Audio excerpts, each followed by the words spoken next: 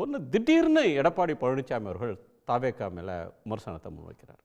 நீங்களே கூறியது போல தமிழக வெற்றிக் கழகத்துடன் அதிகாரபூர்வமற்ற முறையில் சில பேச்சுக்கள் ஆரம்ப காலத்திலே நடந்தன. நான் சொல்வது பாரதிய ஜனதா கட்சியோடு அதிமுக உடன்பாடு அதாவது கூட்டணி என்று அறிவிக்கப்படுவதற்கு முன் அந்த நிலை.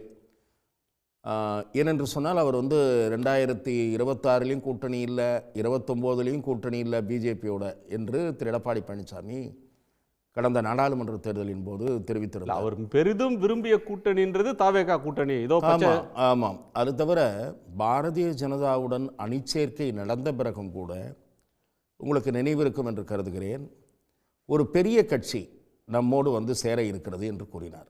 பாரதிய ஜனதா கட்சியோடு கூட்டணி சேர்ந்த பிறகு நான் உட்பட ஊடகவியலாளர்கள் கூட அதற்கு எதிர்வினையாற்றினோம். பெரிய கட்சி என்றால் திமுக ஒரு பெரிய கட்சி, அதிமுக இன்னொரு பெரிய கட்சி, இந்த ரெண்டுக்கும் விட பெரிய கட்சியா அல்லது அதற்கு சமமான கட்சியா, ஒரு பெரிய கட்சி வரப்போகிறது என்றால் இவர் சின்ன கட்சியா என்றெல்லாம் கூட கேட்டோம். ஆகவே கடைசி வரை எதிர்பார்த்திருந்த நிலைமை என்பது இருந்தது. இப்போது அவர் விமர்சிக்க தொடங்கி இருப்பது என்பது சீச்சி இந்த பழம் புளிக்கும் என்று நாம் சிறு வயதிலே படித்த படக்கதையைத்தான் நமக்கு நினைவுபடுத்துகிறார். சார், அரசியலில் சீச்சி இந்த பழம் புளிக்கும் அப்படின்னு சொல்கிறது ஒரு தனக்கு ரொம்ப விரும்பி ஒரு விஷயத்துக்கு ஆசைப்பட்டு அது கிடைக்கிறதுக்கு முயற்சியெல்லாம் பண்ணி என்ன பண்ணியும் கிடைக்காம போன இடத்துல அடடே அப்படின்னு அதை எள்ளி நகையாடுற ஒரு விஷயமா இந்த இடத்த பார்க்குறீங்க. ஆனால் அவர் கூட்டணிக்கு முயற்சித்தது உண்மை. 2 தரப்புலையும் பேச்சுவார்த்தைலாம் நடந்தது திரைமறைவில் அப்படின்னு சொன்னாங்க. அது இயற்கை தானே. இன்னொன்று, விஜயுடைய வாக்குகள், விஜய்க்கு ஆதரவாக செல்லக்கூடிய வாக்குகள் எல்லாம் திமுக எதிர்ப்பு வாக்குகள், குறிப்பாக அதிமுகவுக்கு வரவேண்டிய வாக்குகள், பெரும்பாலான வாக்குகள். அந்த வாக்கு வங்கி போகுது. எம்ஜிஆர் ஜெயலலிதா படங்களை யூஸ் பண்ணுறாருன்றதுலேருந்து அந்த ஆத்திரம் வருதா? அதுதான் நான் சொல்ல வந்தது. உங்கள் கருத்திலிருந்து சிறிது நான் மாறுபடுவேன்.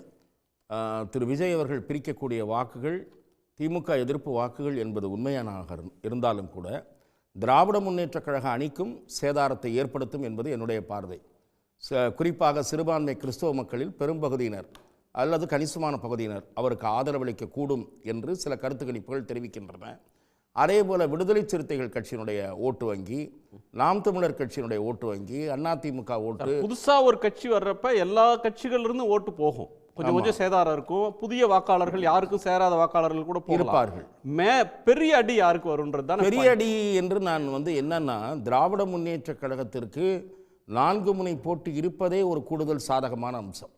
எங்கள் ஆட்சிக்கு எதிரான அதிருப்தி மனநிலை இருந்தாலும், மக்களிடம் பரவி இருந்தாலும், அந்த வாக்குகளை, எதிர்ப்பு வாக்குகளை பல பேர் பிரித்து கொள்ளப் போகிறார்கள் என்பதே ஒரு சாதகமான அம்சம். அந்த வகையில் அதிமுகவுக்கு இழப்பு. இன்றைக்கு அவர் கூறியிருக்கிற சில கருத்துக்கள், அதாவது இந்த கரூர் சம்பவத்தின் போது ஆரம்பத்தில் அதிமுக இந்த விமர்சனங்களை எல்லாம் முன்வைத்ததா? வைக்கவில்லை. ஆரம்பத்தில் அவர்கள் சொல்லப்போனால் திராவிட முன்னேற்ற கழக அரசை நோக்கித்தான், திமுக அரசை நோக்கித்தான் விஜய் கட்சியினுடைய குற்றச்சாட்டு இருந்ததை போல அதிமுகவின் குற்றச்சாட்டும் இருந்தது. ஒரு இவ்வளவு பெரிய கூட்டத்திற்கு ஒரு உரிய இடம் ஒதுக்க வேண்டாமா, உரிய போலீஸ் பாதுகாப்பு அளிக்க வேண்டாமா என்று தாவேகாவினுடைய நிலையை அப்படியே பிரதிபலித்தது அதிமுக. அது எந்த கட்டம் வரை என்று சொன்னால், நீங்கள் அந்த பேச்சு பேசிய பிறகு திரு எடப்பாடி பழனிசாமியினுடைய கூட்டத்தில் ஒருவர் தாவேகாவினுடைய கொடியை எடுத்துக்கொண்டு வந்து காட்டினார். உடனே இங்கே பாருங்கள் பிள்ளையார் சொல்லி போடப்பட்டு விட்டது என்று திரு எடப்பாடி பழனிசாமி உற்சாகத்தோடு அதை வரவேற்பது போல, அதை ரசிப்பதை போல தன்னை வெளிப்படுத்தி கொண்டார்.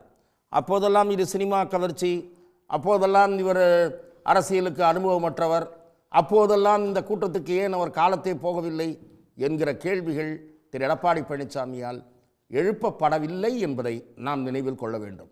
ஆகவே இன்றைக்கு அவருடைய பேசியிருக்கிற விமர்சனம் என்பது முழுமையாக ஏற்கப்படும். பத்திரிகை படிக்கிற பொதுமக்களால், தொலைக்காட்சி பார்க்கிற பொதுமக்களால் முழுமையாக நான் ஏற்கப்படும் என்று நான் பார்க்கவில்லை. ஆகவே என்னுடைய முதல் கட்ட பார்வையாக நான் இதைத்தான் பதிவு செய்கிறேன். உடனுக்குடன் செய்திகளை தெரிந்து கொள்ள சன் நியூஸ் பெல் ஐகானை கிளிக் பண்ணுங்க.